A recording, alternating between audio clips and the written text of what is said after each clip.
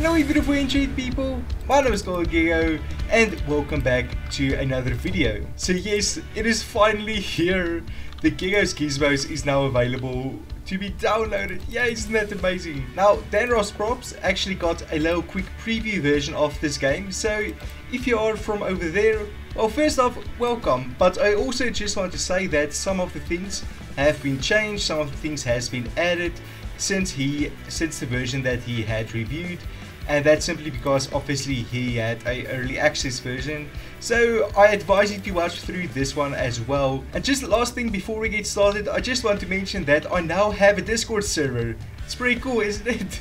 And yeah, so feel free to come over there and just like hang out with us. It's a really fun community and you'll also get access to some exclusive previews of the things that I'm working on. But without further ado, let's get started.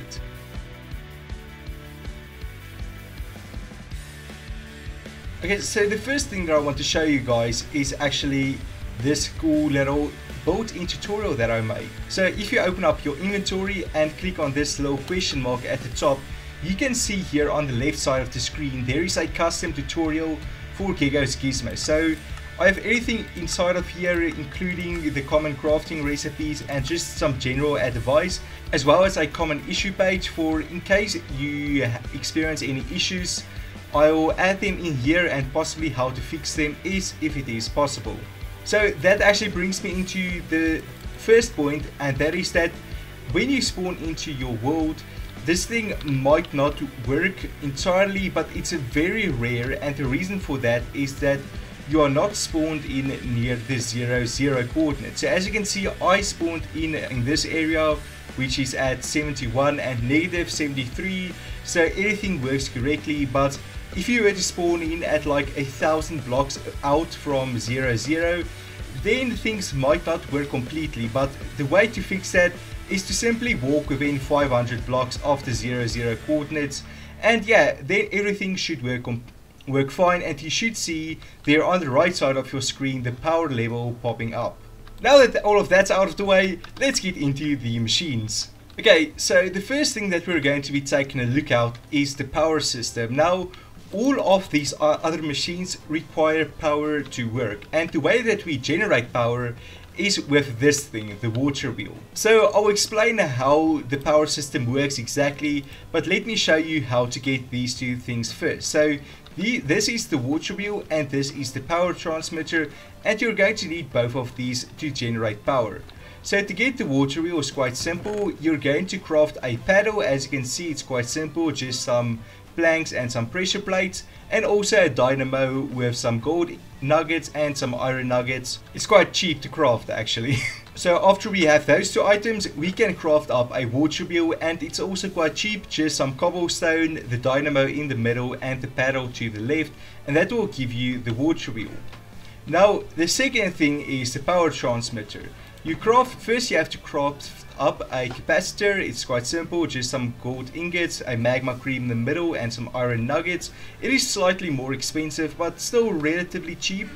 Then to craft the actual power transmitter, we're going to need an iron block, some iron ingots, a blaze rod, a redstone torch and 2 capacitors. Now let's see this in action. So I'm just going to grab some stuff from over here, and I might actually need some more water wheels now that I think about it. But okay, so this is the water wheel. We can place it and you can see we have our water wheel, and the water wheel part will always be to the left, and as you can see it's actually directional, and to destroy it you just simply punch it and it will break. You don't need any sort of special tool. Now for these water wheels to actually generate power, you need to place them next to water. So we're going to place them over there, and then we need to place a power transmitter right up against the actual generator. And as you can see, our generated power is now 5. And if we were to add another wheel next to this power transmitter, you can see it is now 10, and if we destroy it,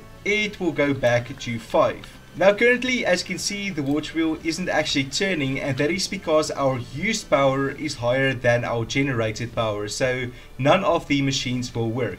So if we were to simply place in a couple of these water wheels just like that and connect them all up to power transmitters, you can see we now generate 30 power and we only use 21 power, and now all of the animations are playing and we have enough power for this thing to work.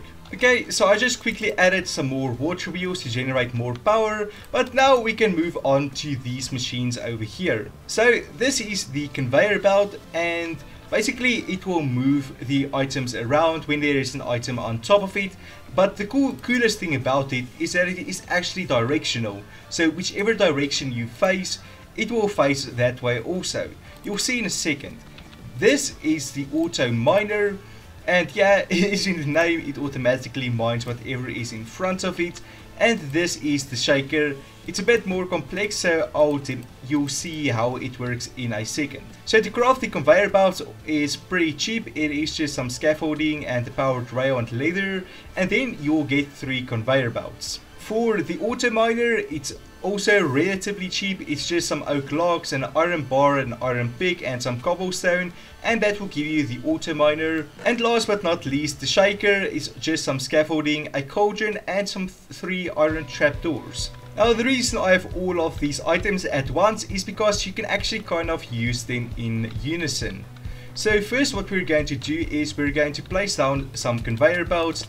As you can see, I can face any direction and they will follow me, and if we throw something on top of it, it will travel along. Now just before we move on, I want to take this moment to ask you that if you are enjoying this video and you are not yet subscribed, please consider subscribing, since it really helps out the channel a lot, and I see that quite a few of you who are watching are not actually subscribed, so please just check that you are subscribed. It really means a lot to me. Okay, so I quickly went ahead and set up this small little cobblestone generator, and we'll get to that one in a second. But first I want to show you the auto miner. So just like the conveyor belt, it is directional, so in whichever direction you are facing, it will mine that block. But just exactly what can it mine and what can it not mine? Well, it can pretty much mine everything that you would be able to mine with a iron pick. So as you can see, it will mine this gravel, and you'll actually get a chance of getting flint along with your gravel. And as you can see, it will always spit the item out behind it. Now it cannot mine the end portal frame, so as you can see, it is trying its best, but it just cannot mine that. Now it can also not mine crying obsidian and normal obsidian, and naturally it can also, oh, it can apparently mine bedrock. Okay, I need to fix that quickly. Okay, but yeah, it won't be able to mine bedrock, but I'll fix that right before I release this. Now, next up, we have the shaker. Now, what this thing will do is it will also consume some power, but what it will do is it will convert junk items into items that you can actually use. So if you can see, when we feed it some dirt, it gave us a bone that time. But there is a loot table, so sometimes it will give you like iron nuggets and gold nuggets, sometimes rotten flesh and things like that. Now, if you actually open up your information thing over here, under the shaker category, I have listed all of the items that it can process. Okay, so just exactly what have I created here? So we have a cobblestone generated here, we have a shaker here, and we have our chest over there just for collecting it. So what we're going to do is we're going to place down our auto miner over here, and as you can see, it will auto mine the cobble over there and feed it into our little shaker over here. And obviously the shaker will convert that into usable materials that will be very handy for us. Now, ideally you would want to connect this up to some sort of clock, because as you can see at the moment, while it is still busy processing a cobblestone, another cobblestone can come through, and so you will end up with some cobblestone in here, since the cobblestone will come through faster than it can be processed. Now, if you are wondering why it is so high, it is simply because all of the machines that I have here for demonstration is always also consuming power at the moment. But in a normal condition, this would not use as much power. It would probably only end up requiring 2 water wheels to function. But yeah, I have to say, this thing probably has one of my favorite animations. It's just so perfect, like the momentum, and if you look closely, the moment that it comes down is actually the moment that it breaks the block, so it is perfectly synced up. Now, this thing probably has my favorite model in the entire game. But we'll get to how it works in a second. Let's see how to craft it first. So first what we're going to need is a bag of seeds, and to craft it is simple. It's just 9 seeds in the crafting bench to get a bag of seeds. Now this is also a way to store your extra seeds, since you can convert them back into seeds just by placing them anywhere in a crafting table. The next component that we're going to be needing is the harvester head. It's also relatively simple, just some iron bars and some oak wood. And lastly, we can craft the circular harvester by using 3 bags of wheat seed and 3 harvester headers with a bit of planks in the middle. Now I have a few things in this chest, so we're going to make a pretty cool system. Now I must warn you, this thing is pretty power intense. It consumes a whole 10 power. And what it will do is every 8 seconds it will generate between 1 and 4 pieces of wheat.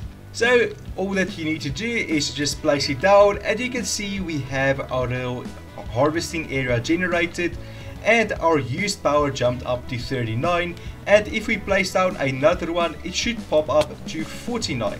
And what we can actually do is connect this up to a universal storage system.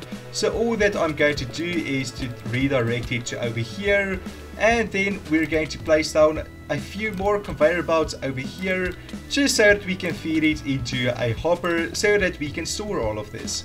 But as you can see, it is collecting all of our wheat. It's traveling down our conveyor belt and into our collection system. There it pops up, and there is our wheat. So yes, very cool indeed. Now something that I also should have pointed out is that the conveyor belts do not use any power, but they do require power to work. Let's use up a ton of power. So we're going to be using more power that we are producing. So we're 49, and let's place down another crop harvester. And you can see we are now using 59 power, while we're only producing 55 power each stick. And yeah, as you can see, everything came to a standstill, including our auto miner over here and the conveyor belt. Nothing will actually work now until we generate enough power, or when we destroy it and give it enough power to work once again. You can see everything will kick back into action and work just as normal. Just give it a bit of time. Mind you, I'm going to grab some of this wheat and just craft up some bread. Crisis averted. Now we are entering the big boy zone. So these things are pretty expensive to craft, but they are super powerful. So first up, we're going to be taking a look at the compressor and the steel block. So to craft a compressor, you're going to need 6 iron blocks and some glass and a piston, so it's quite expensive. Now the steel block will require you to craft up 9 pieces of steel ingots to craft the steel block. We'll find out how to get the steel ingots in a second. And the quarry we'll get to in a second, because it has quite a few steps to it. Okay, so I made some modifications to our setup, and now if we give it some iron ingots, you can see it will pick it up and process it for just a little bit, and it will spit out this custom item over there. But I apparently didn't make this loop correct, so if we just replace this block with one facing this direction and do it again, you can see that it will spit out an iron or a steel ingot rather, and it will just kind of move along and into our hopper line over there, where it will get picked up and placed into our chest over there here. Now the steel blocks are nothing special, they're pretty much just decorative and used for crafting, so nothing too special about them. But now for the big guys, the quarry. So to craft this, it is quite a system to go through. So first up, we're going to craft up a drill bit.